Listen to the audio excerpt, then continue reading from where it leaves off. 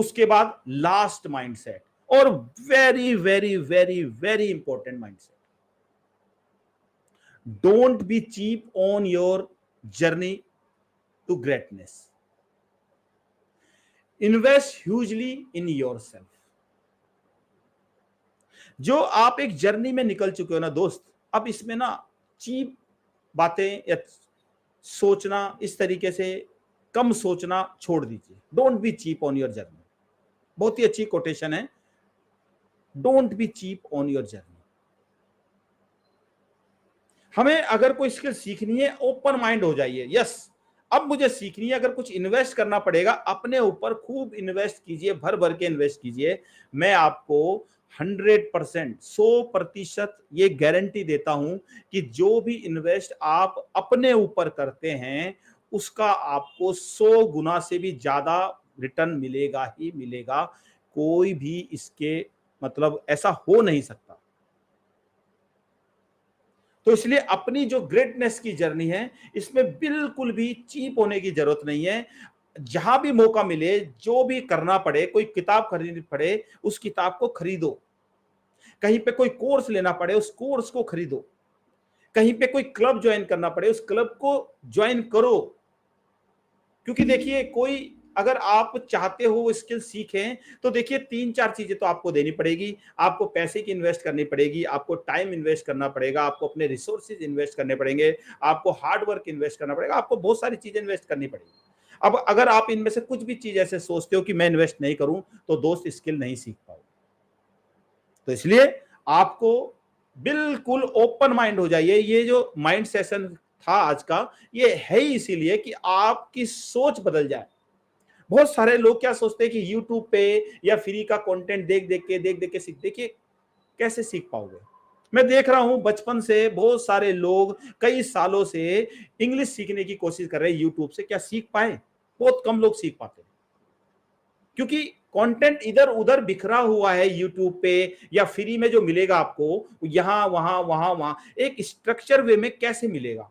तो अगर एक्चुअल में हम सीखना चाहते हैं तो सीखिए ना। आपने देखा होगा सेलिब्रिटी, बहुत सारे सेलिब्रिटी हैं जिन्हें इंग्लिश नहीं आती, पर कुछ ही महीनों में, कुछ ही साल में वो बहुत अच्छी इंग्लिश बोलने लगते हैं। क्यों? क्या रीजन है? जबकि एक नॉर्मल बंदा 10-10 साल हो जाते फिर भी नहीं कोई स्किल सीख पाता। इंग्लिश ही नहीं, सपोज कीजिए गिटार सीखनी है, स्विमिंग सीखनी है, खाना बनाना सीखना है, बहुत सारी चीजें। तो अगर हमें कोई चीज सीखनी है तो हमें इन्वेस्ट करना ही पड़ेगा, और तब सीखने का मजा आएगा, तब आप सीखोगे भी।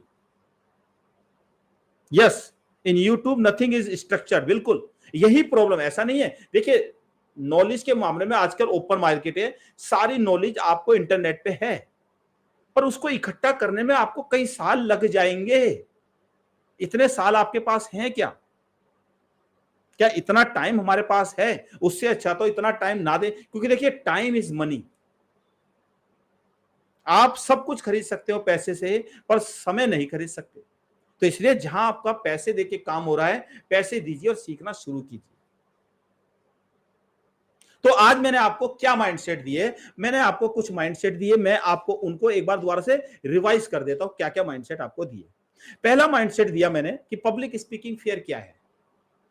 समझाया आपको कि 3 टाइप ऑडियंस होती है। एक ऑडियंस वो होती है जो आपसे below in authority, same in authority और अबव इन अथॉरिटी, उनके सामने कैसे कैसे बोलते हैं, क्या क्या डर लगता है, वो आपको समझाया। दूसरा माइंड आपको दिया कि English doesn't matter in public speaking. Public speaking अगर सीखनी है तो इंग्लिश मैटर नहीं करती। यस, ऑफ कोर्स इंग्लिश की जरूरत पड़ेगी। अगर आपकी ऑडियंस ये एक्सपेक्ट करती है कि आप इंग्लिश में बोलें तो इंग्लिश सीखिए, वो एक अलग स्किल है। पब्लिक स्पीकिंग एक अलग स्किल है। पर अगर हम ये सोचे कि इंग्लिश स्पीकिंग आ गई तो पब्लिक स्पीकिंग आ जाएगी, तो ऐसा नहीं है। तीसरा माइंडसेट दिया कि कोई भी स्किल ना तो मुश्किल होती है ना आसान होती है, अगर हमारा उस स्किल को लेके रीजन स्ट्रांग है तो। फिर मैंने आपको बताया कि public speaking is like an any other skill, और दूसरी जैसी स्किल होती है वैसी पब्लिक स्पीकिंग भी है। फिर मैंने आपको बताया पैशन इज द की। अगर आप किसी चीज को लेके पैशनेट है तो आप सीख जाएंगे। फिर बताया आपको कि अगर आप स्पीकिंग नेचुरल, अगर बहुत सारे लोग, अगर आपको नेचुरल स्पीकिंग करनी है तो आपको उसके सीखना पड़ेगा, क्योंकि नेचुरल होना पब्लिक स्पीकिंग में सबसे डिफिकल्ट टास्क है। फिर मैंने आपको बताया कि बहुत सारे लोग पब्लिक स्पीकिंग इसलिए नहीं सीख पाते क्योंकि वो लोग नॉन ऑडियंस के सामने ही बात करते हैं। जैसे कोई मैनेजर है, वो अपने एम्प्लॉय के सामने ही बात कर रहा है, तो कैसे सीखेगा पब्लिक स्पीकिंग? फिर मैंने आपको बताया कि मतलब बोलना ही पब्लिक स्पीकिंग नहीं है।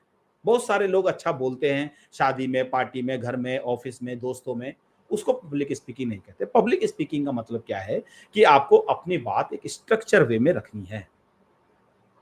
उसके बाद मैंने आपको बताया कि सोशल मीडिया की हैबिट को आपको कंट्रोल करना है अगर हमें पब्लिक स्पीकिंग या दुनिया में कोई भी स्किल सीखनी है। और last but not the least, don't cheap on your journey.